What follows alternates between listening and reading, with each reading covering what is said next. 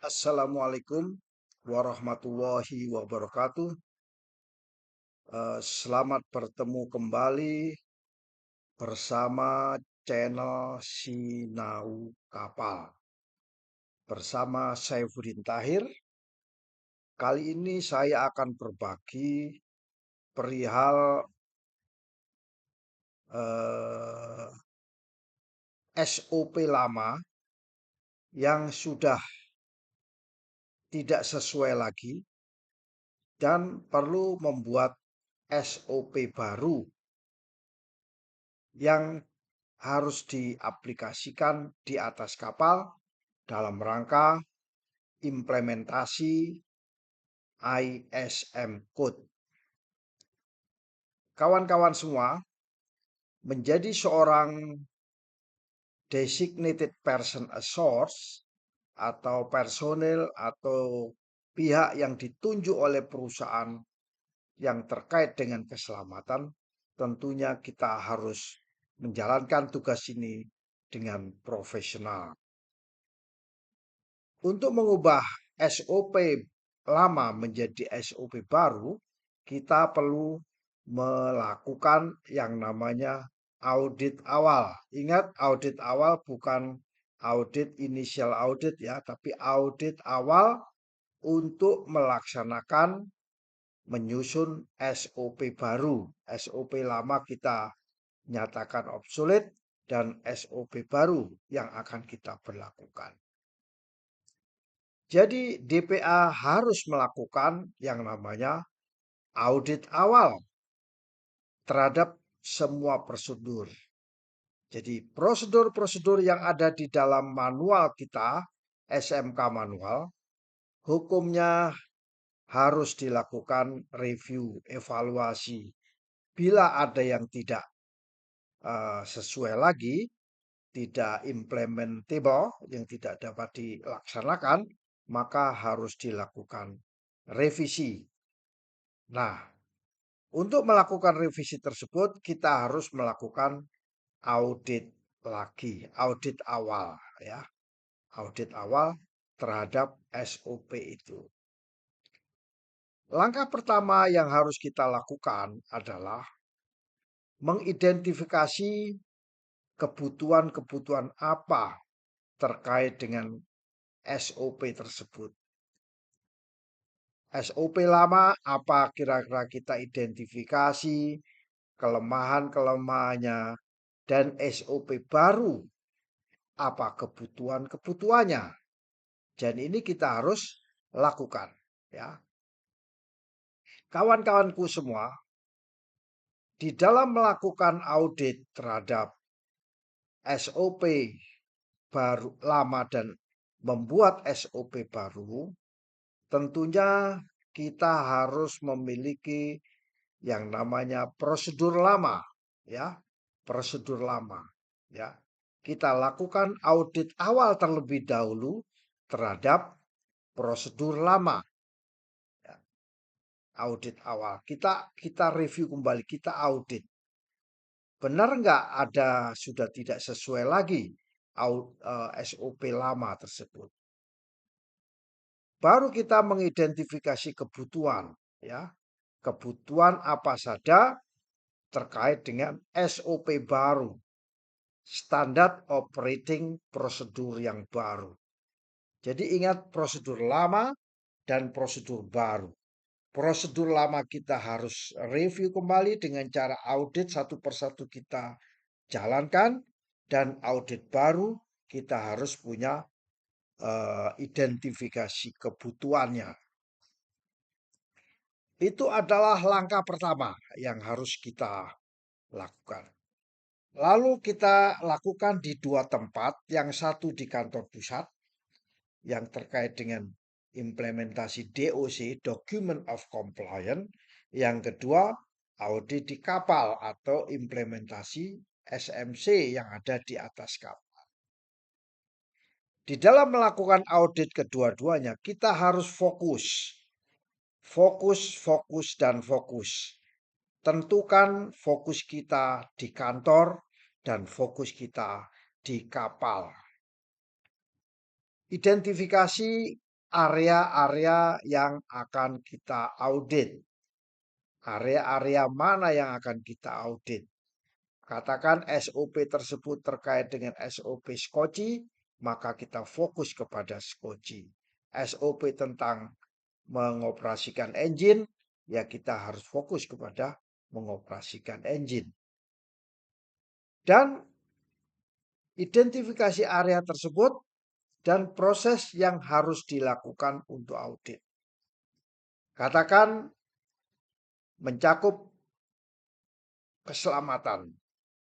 Apakah dalam menurunkan skoci ada faktor-faktor safety yang membahayakan, yang mengancam personil yang ada di atas kapal? Oh, ternyata prosedurnya harus menggunakan 3-4 orang, harus 2 orang.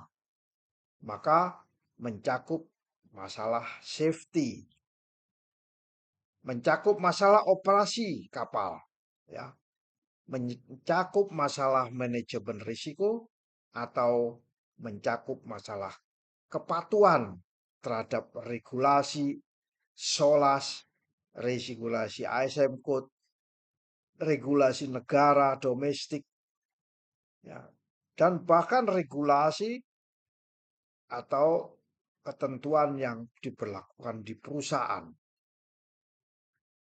Setelah kita melakukan audit awal di lapangan, ya, baik di kantor pusat maupun di lapangan, langkah berikutnya yang harus kita lakukan adalah mengumpulkan informasi tersebut, ya, mengumpulkan apa data-data yang kita dapatkan.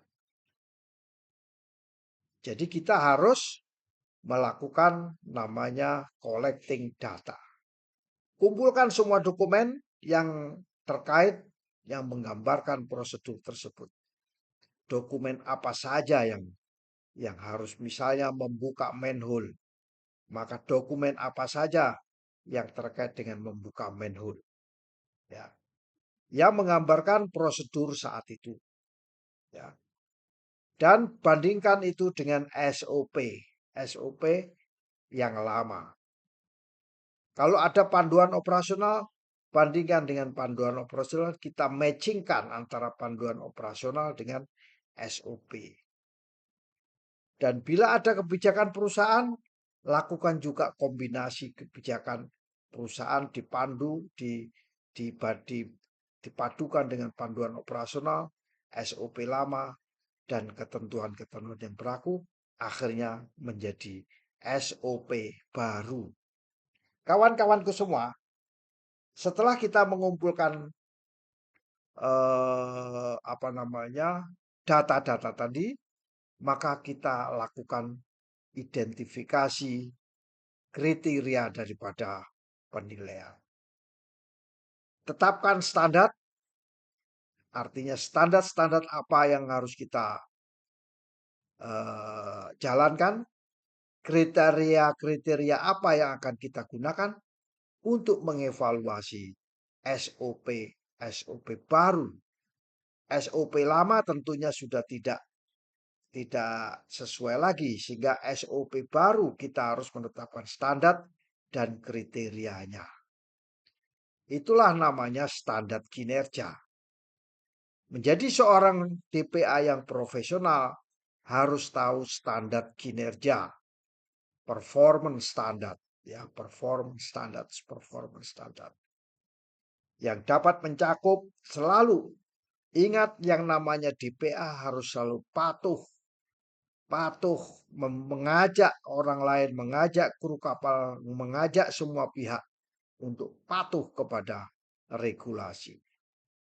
Efisiensi operasional, melakukan tindakan yang efektif, efisien, tidak terlalu ruwet, tidak bulat, jadi straightforward, terutama terkait dengan keselamatan dan keamanan kapal. Kalau itu sudah kita lakukan, langkah berikutnya kita harus meninjau prosesnya. Kita buat namanya flow chart, ya, flow diagram. Kita buat diagramnya. Dokumen apa yang dibutuhkan?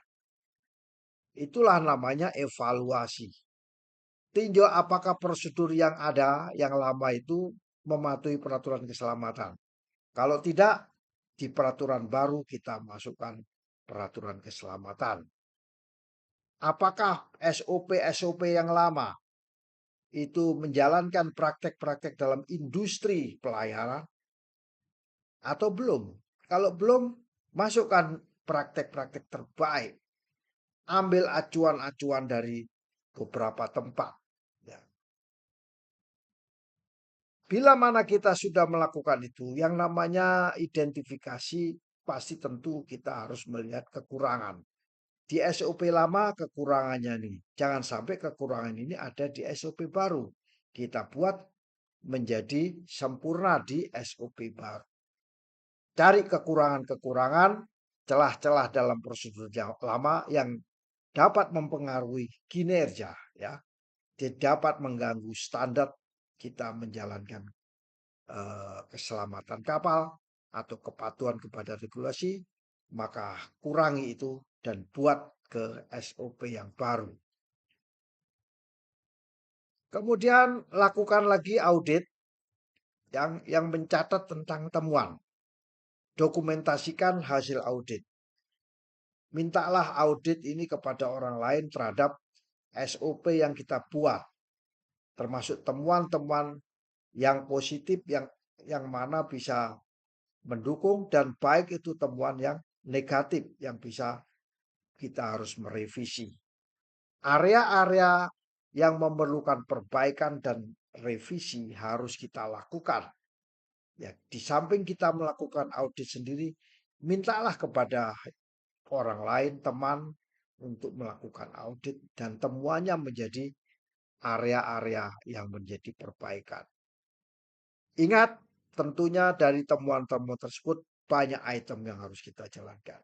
Kita harus prioritaskan mana prioritas-prioritas masalah yang penting yang harus kita lakukan dahulu. Prioritaskan masalah berdasarkan risiko. Risiko tertinggi harus kita lakukan dulu. Atau area-area yang urgent kita harus lakukan dulu untuk menetapkan tindakan perbaikan yang tepat. Kawan-kawanku semua, tentunya kita harus melakukan tindak lanjut atas temuan-temuan tersebut. Lakukan tindakan korektif, ya, kemudian SOP kita lakukan revisi kembali. Apakah tindakan-tindakan korektif bisa dijalankan atau tidak? Untuk mengatasi masalah-masalah yang berkaitan dengan identifikasi, pastikan tindakan tersebut spesifik, terukur, dan realistik. Ya. Di dalam melakukan tindakan-tindakan tersebut harus khusus, harus tidak mengambang, terukur, dan realistik. Baik, dengan demikian kita bisa menyusun SOP baru, standar operating prosedur yang baru. Jika diperlukan, buatlah SOP baru yang sesempurna mungkin.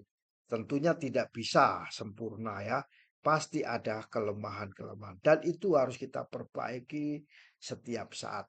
Menjadi seorang profesional, DPA yang profesional tentunya harus terbiasa membuat SOP baru, merevisi SOP berdasarkan temuan-temuan audit untuk memperbaiki prosedur yang sebelumnya atau prosedur yang lama.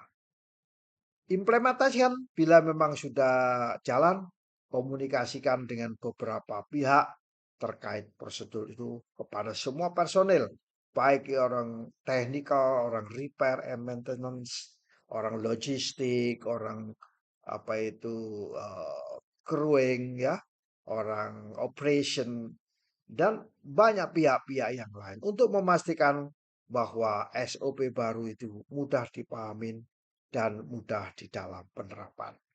Buatlah suatu pelatihan tentang SOP baru. Sediakan waktu tersendiri untuk membuat latihan untuk memastikan bahwa personel darat shorebis maupun personel kapal memahami dan mampu mengikuti uh, SOP baru.